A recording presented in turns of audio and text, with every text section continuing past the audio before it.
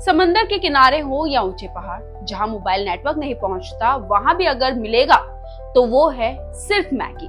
2 minute में बनने वाली मैगी, जो 2 मिनट में कभी नहीं बनती है, जिसका इतिहास ही 2 मिनट में पूरा नहीं हो सकता, आज वो हर घर की जान बनी हुई है।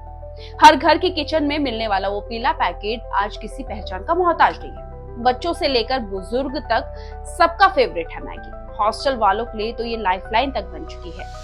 मैगी बनाना भले ही सबसे आसान काम हो, लेकिन इसकी कहानी काफी दिलचस्प है। सोचिए ऐसा क्या हुआ कि इस सिंपल सी चीज ने, जो इतने सालों से हमारी थाली में बनी हुई है, वो कैसे बन गई। चलो आपको भी मैगी की पूरी जर्नी बताते हैं।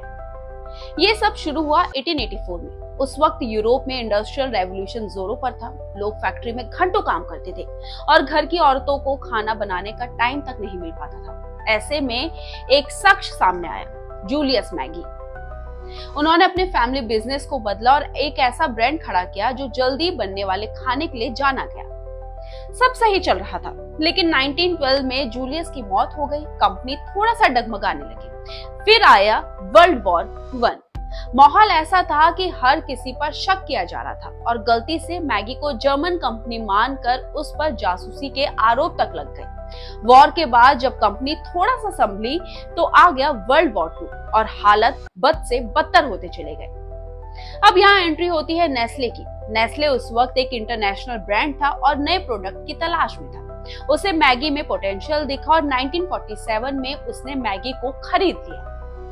अब थोड़ा नेस्ले की बात को यहीं पर रोककर जापान की तरफ चलते हैं। 1958 में एक शख्स थे, मोमोफुकु एंडो। उन्होंने ऐसे इंस्टेंट नूडल्स बनाए जो 2-3 मिनट में तैयार हो जाते थे, यानी रेमन नूडल्स। ये नूडल्स इतनी तेजी से पॉपुलर हुए कि पूरी दुनिया में फैल गए। नेस्ले ने ये सब देखा और सोचा कि हम भी ऐसा कुछ क्यों ना करें, और फिर प्लान बना कि मैगी के नाम से इंस्टेंट नूडल्स लॉन्च किया जाए। अब सवाल था कि किस देश में। जापान को छोड़कर उन्होंने चुना भारत को। क्यों? क्योंकि जापान में पहले से ऐसे बड़े प्लेयर थे और इंडिया में कोई भी कंपटीशन नहीं था। तो 1983 में पहली बार मैगी भारत में लॉन्च हुई, लेकिन जो उम्मीद थी वैसा कुछ नहीं हुआ। लोग समझ ही नहीं पाए कि आखिर चीज है क्या। दरअसल शुरू में मैगी ने वर्किंग वुमेन को टारगेट किया था, जैसे कि जापान में किया गया था, लेकिन भारत में उस वक्त ज्यादातर औरतें घर पर ही रहती थी और खाना खुद बनाती थी। अपने लिए नहीं, बल्कि अपने बच्चों और परिवार के लिए सोचती थी। नेस्ले को बाद में समझ आया कि असली टारगेट मां नहीं होनी चाहिए, बल्कि होने चाहिए बच्चे। स्कूल से लौटे बच्चे को जल्दी बनाने वाला टेस्टी खाना चाहते हैं और माओ को चाहिए कुछ ऐसा जो हेल्दी भी हो और जल्दी भी बन जाए।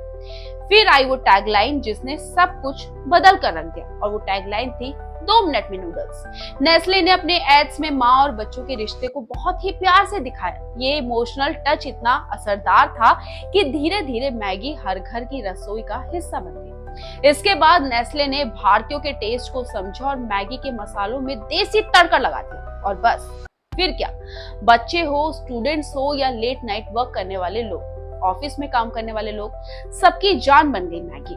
धीरे धीरे मैगी शहरी घरों से निकलकर गांव तक पहुंच गई, जैसा कि हमने शुरुआत में कहा था। 1991 के बाद जब इंडिया में इकोनॉमी ओपन हुई तो लाइफस्टाइल बदला और फास्ट फूड की डिमांड तेजी से बढ़ने लगी। तब मैगी ने और भी रफ्तार पकड़ी और ये रफ्तार आज तक थमी नहीं है। आज मैगी सिर्फ नूडल्स नहीं है, उसके नाम पर सूप, भुना मसाला, मैगी कप, मेनिया जैसे कई प्रोडक्ट्स आ चुके हैं और नेस्ले के कुल प्रॉफिट में मैगी का 25% हिस्सा है। सोचिए, इतना बड़ा नाम बन चुका है आज की तारीख में मैगी। हाँ, रास्ता हमेशा आसान नहीं रहा। 2015 में लेट कंटेंट को लेकर मैगी को बैन भी किया गया था। 2019 में गलत लेबलिंग के लिए फाइन लगा, लेकिन इन सब के बावजूद लोगों का प्यार मैगी के लिए कभी कम नहीं हुआ। क्योंकि सच कहें तो मैगी सिर्फ नूडल्स नहीं, आज एक भारतीय के लिए इमोशन बन चुका है, और यही इमोशन जारी भी है। ये वीडियो आपको कैसी लगी, अपनी राय हमारे कमेंट बॉक्स में जरूर लिखिएगा, और हाँ, चैनल को सब्सक्राइब करना ना भूलें। थैंक्स।